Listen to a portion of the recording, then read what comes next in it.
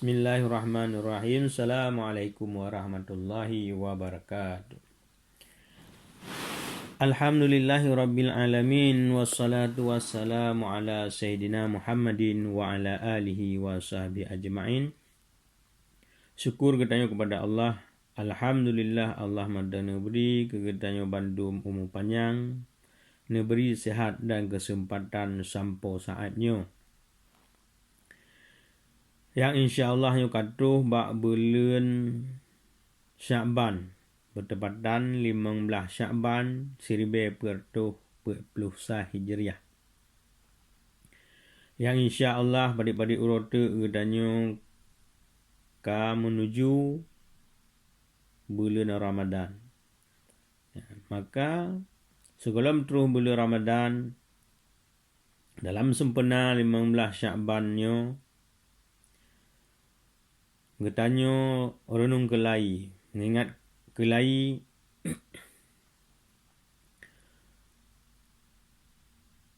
tentang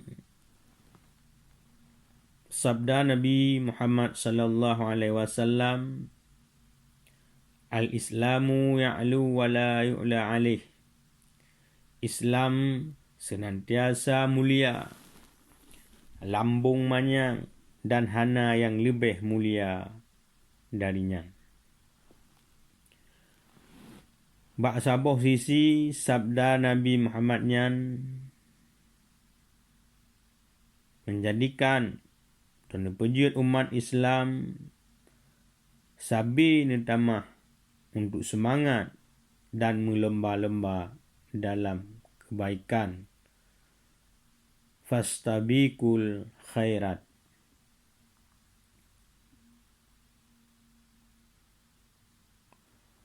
Dalam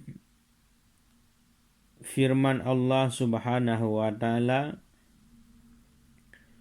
wa fi dzalika falyatanafasil mutanafisun. Dan untuk yang demikian itu hendaklah orang berlomba-lomba. Ya. Pegah di sini nyo melomba-lomba bak kebaikan, bak ibadat. Maka untuk ta puasa 15 Sya'bannya dengan ibadat-ibadat. Ya. Puan mantang, tabut,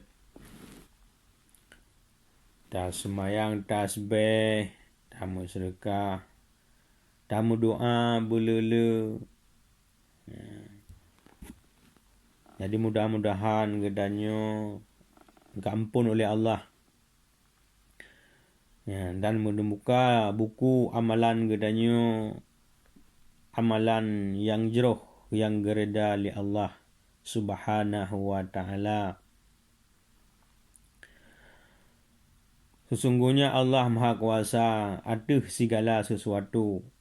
Maka tak segera, tak taat,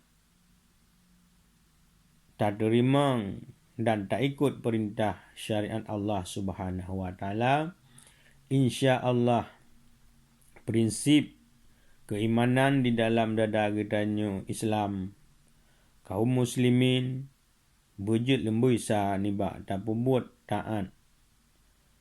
Mudah-mudahan gedanya mandu menempa rida Allah Subhanahu wa ta'ala. Amin ya rabbal alamin. Selamat gedanya pembuat amalan nibak 15 Sya'ban 1440 Hijriah. Assalamualaikum warahmatullahi wabarakatuh.